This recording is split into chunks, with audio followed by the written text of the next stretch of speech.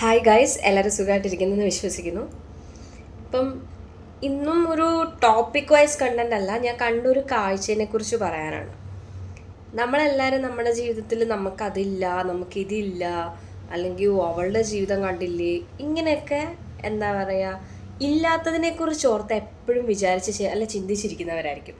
ഒരിക്കൽ പോലും നമ്മൾ എത്ര ലക്കിയാണ്, അല്ലെ നമുക്കൊരു കണ്ണുണ്ട്, കൈയുണ്ട്, കാലുണ്ട്, അല്ലെ നമുക്ക് സംസാരിക്കാൻ പറ്റും, നല്ല രീതിയിൽ ആൾക്കാരുമായിട്ട് കമ്മ്യൂണിക്കേറ്റ് ചെയ്യാൻ പറ്റും, ആൾക്കാർ നമ്മളെ സ്നേഹിക്കാനുണ്ട്, ഇങ്ങനെ ഒരുപാട് കാര്യങ്ങൾ നമുക്കുണ്ട്.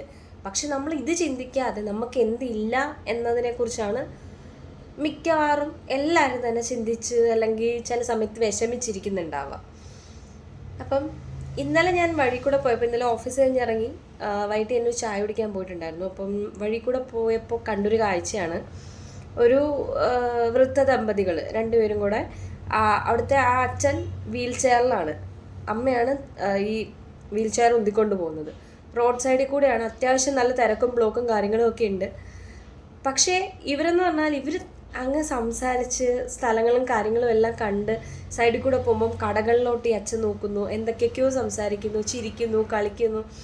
അങ്ങനെ ഈ ട്രാഫിക്കോ അല്ലെങ്കിൽ ബ്ലോക്കോ ഇതൊന്നും അവർ എന്താ പറയുക, അവർ ബോധർ ചെയ്യുന്നില്ല. അവർ അവരുടേതായ ലോകത്ത് സംസാരിച്ച് അങ്ങനെ അങ്ങ് പോവാണ്. അപ്പം ഞാൻ വിചാരിക്കുകയായിരുന്നു, അത്രേ ഉള്ളൂ അവരുടെ ലൈഫ്. പക്ഷെ അവരത് നല്ല രീതിയിൽ മാക്സിമം എൻജോയ് ചെയ്താണ് ജീവിക്കുന്നത്. നമുക്കൊക്കെ ഇവിടെ സൗകര്യങ്ങൾ കൂടിപ്പോയിട്ടാണ്, പലരും അത് ചിന്തിക്കുന്നേ ഇല്ല. അതേപോലെ തന്നെ ഞാൻ കണ്ടൊരു കാഴ്ചയായിരുന്നു, രണ്ടുപേര്, അവർക്ക് കാഴ്ചയില്ല. അപ്പോൾ അവർ എന്തൊക്കെയോ ബിസിനസ് ചെയ്യുന്നവരാന്ന് തോന്നുന്നു, വലിയ ബാഗും കാര്യങ്ങളും ഒക്കെ തോന്നുന്നുണ്ടായിരുന്നു. അപ്പം അവരും ഇതുപോലെ ഒരു വടി കുത്തിയിട്ടാണ് മുന്നിൽ പോണ ആൾ നടക്കുന്നത്. ആ ആളുടെ തോളത്ത് പിടിച്ചിട്ടാണ് മറ്റേ ആൾ നടക്കുന്നത്, പുറകെ നടക്കുകയാണ്. ഇവരും ഈ പറഞ്ഞ പോലെ എന്തൊക്കെയൊക്കെയോ സംസാരിക്കുന്നു. അത്യാവശ്യം നല്ല തിരക്കുള്ള റോഡാണ്, വൈകുന്നേരം സമയം എന്ന് പറയുമ്പോഴത്തേനും നല്ല ബ്ലോക്കും ഉണ്ടാവും. അപ്പം ഇവർ നല്ല രീതിയിൽ സംസാരിച്ച് ചിരിച്ച് തമാശയൊക്കെ പറഞ്ഞ് ഇവരും ഇങ്ങനെ നടക്കുകയാണ്.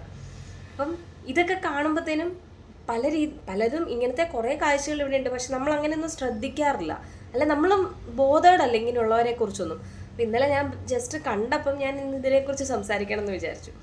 അപ്പം ഇങ്ങനെ ഇവരെ കണ്ടപ്പോഴത്തേനും സത്യം പറഞ്ഞാൽ കണ്ണുകളുകൊണ്ട് ഇവർ കാണുന്നില്ല ഒന്നും, പക്ഷെ ഇവരുടെ ജീവിതം ഇവർ ഹൃദയം കൊണ്ട് അനുഭവിക്കുന്നുണ്ട്, അങ്ങനെ എനിക്ക് തോന്നി. കാര്യം ഇവരുടേതായ ലൈഫിൽ അല്ലെ ഇവരുടേതായ ലോകത്ത് ഇവർ എൻജോയ് ചെയ്ത് ഹാപ്പി ആയിട്ട് അങ്ങ് ജീവിക്കുകയാണ്. നമ്മളിപ്പോൾ സെലിബ്രിറ്റീസിനെയൊക്കെ ഇത് കാണുമ്പോഴത്തേനും, അല്ല വേണ്ട, നമുക്കൊരു ഇൻഫ്ലുവൻസറിനെ എടുക്കാം.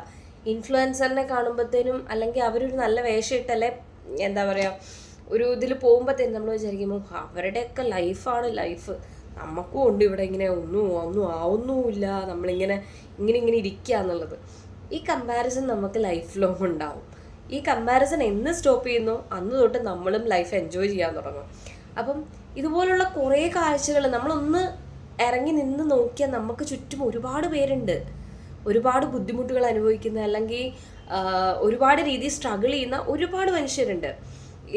അച്ഛനും അമ്മയും ഇല്ലാത്ത എത്രയോ കുട്ടികളുണ്ട്.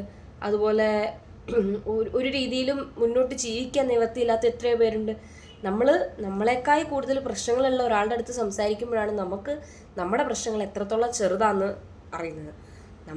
നമ്മളെ സ്നേഹിക്കാൻ നമുക്ക് അച്ഛനും അമ്മയുണ്ട്, അതേപോലെ നമുക്ക് കയറി കിടക്കാനൊരു വീടുണ്ട്, നമുക്ക് 3 നേരം അല്ല 4 നേരം ഭക്ഷണം കഴിക്കാൻ കിട്ടുന്നുണ്ട്. ഇത്രയൊക്കെ പോരെ, നമ്മൾ എത്ര ഭാഗ്യവാന്മാരാണെന്നറിയാൻ വേണ്ടിയിട്ട്. അപ്പം അന്നത്തേക്ക് വേണ്ടിയിട്ട് ഭക്ഷണം കണ്ടെത്തുന്നവർ, അതേപോലെ ഞാനൊരു കഥ പറയാം. എന്താണെന്ന് വെച്ചാൽ ഒരു ഹോസ്പിറ്റലിൽ ഒരു കുട്ടി, ഒരു 6-7 വയസ്സുള്ളൊരു കുട്ടി, ആ കുട്ടിക്ക് ക്യാൻസറാണ്. അപ്പം ലാസ്റ്റ് സ്റ്റേജോ അങ്ങനെ എന്തോ ആണ്. അപ്പോൾ കുട്ടീനെ ഇങ്ങനെ ട്രീറ്റ് ചെയ്യാണ്. അപ്പം ഡെയിലി നഴ്സുമാർ വരും, അതിൻ്റെ അതിഭീകരമായ വേദനകളുണ്ട് കുട്ടിക്ക്, മുടി ഫുള്ള് പോയി, ആകെ അസ്വസ്ഥതയും കാര്യങ്ങളും ഒക്കെയാണ്. അപ്പം ആൾക്ക് എന്താണെന്നുള്ളത് കാര്യങ്ങളൊന്നും മനസ്സിലാവുന്നില്ല. അത്ര 6-7 വയസ്സ് അങ്ങണ്ടേ ഉള്ളൂ. അപ്പോഴത്തേനും ആളുടെ ലൈഫിൽ ഡെയിലി ഡോക്ടേഴ്സ് വരുന്നു, നഴ്സുമാർ വരുന്നു, എന്തൊക്കെയോ ചെയ്യുന്നു, പോകുന്നു, ഇത് മാത്രമേ കുട്ടിക്ക് അറിയത്തുള്ളൂ. അപ്പോൾ ഒരിക്കലും ഒരു നേഴ്സ് ഇഞ്ചക്ഷൻ എടുക്കാൻ വേണ്ടിയിട്ട് റൂമിൽ വന്നപ്പോഴത്തേനും ആ കുട്ടി പറയുകയാണ്, ഈ അസുഖമൊക്കെ മാറിക്കഴിഞ്ഞാൽ ഞാൻ പോലീസാവും, എന്തായാലും ഞാൻ പഠിച്ചൊരു പോലീസാവും. അപ്പോൾ ജീവിതം എന്ന് പറയുന്നത് നീളമുള്ളതാവണം എന്നില്ല, അർത്ഥമുള്ളതായാൽ മതി. നമ്മൾ എത്ര കാലം ജീവിക്കുന്നതെന്നോ അതൊന്നും നമുക്കറിയാൻ പറ്റത്തില്ല. പക്ഷേ നമ്മളെ കൊണ്ട് ആർക്കെങ്കിലും ഒരു ഉപകാരം ചെയ്യാൻ പറ്റുക, അല്ലെ നമ്മൾ ഉള്ളത് കൊണ്ട് സന്തോഷിക്കാൻ പഠിക്കുക, ഇങ്ങനെയുള്ള ചെറിയ ചെറിയ കാര്യങ്ങൾ നമ്മൾ ട്രൈ ചെയ്യുകയാണെങ്കിൽ, അല്ലെ സ്റ്റാർട്ട് ചെയ്യാത്തവരാണെങ്കിൽ സ്റ്റാർട്ട് ചെയ്യുകയാണെങ്കിൽ നമ്മുടെ ലൈഫിന് കുറച്ചും കൂടെ മീനിങ് ഉണ്ടാവും. നമ്മളെ എന്തിനാണ് ഇങ്ങോട്ടേക്ക് വിട്ടേക്കുന്നേ, അല്ലെ നമ്മുടെ എന്തൊക്കെയാണ് നമ്മൾ ചെയ്യുന്നത്, വെറുതെ സെൽഫിഷായിട്ടൊരു ജീവിതം ജീവിച്ച് തീർക്കാതെ ഈ പറഞ്ഞ പോലെ ചുറ്റുമുള്ളവരെയൊക്കെ ഒന്ന് കണ്ട് മനസ്സിലാക്കുക, അവരുടെ കാര്യങ്ങൾ അറിയാൻ ശ്രമിക്കുക. നമ്മളെക്കൊണ്ട് ഒരാൾക്ക് സഹായം ചെയ്യാൻ പറ്റുകയാണെങ്കിൽ ചെയ്തു കൊടുക്കുക.